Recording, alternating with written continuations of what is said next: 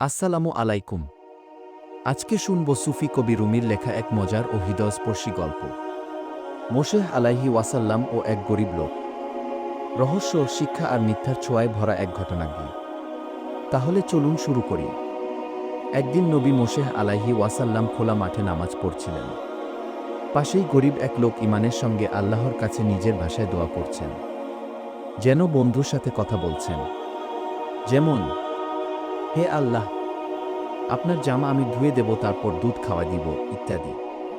মোশেহ আলাইহি ওয়াসাল্লাম অবাক হয়ে বিদ্রূপ করে বলেন, তুমি এভাবে কেন বলছ? আল্লাহ তো মানুষ না, তাকে এমনভাবে বলা ঠিক হবে না। গরিব লোকটি দুঃখিত হয়ে ক্ষমা চাইল। কিন্তু তখনই আল্লাহর কণ্ঠ সরাসরি শোনা গেল।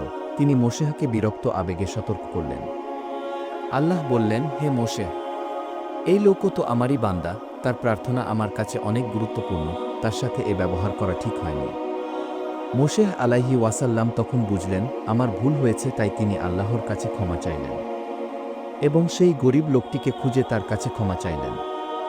বন্ধুরা, এ গল্পটা কেমন হয়েছে নিচে কমেন্ট বক্সে লিখে জানাবেন।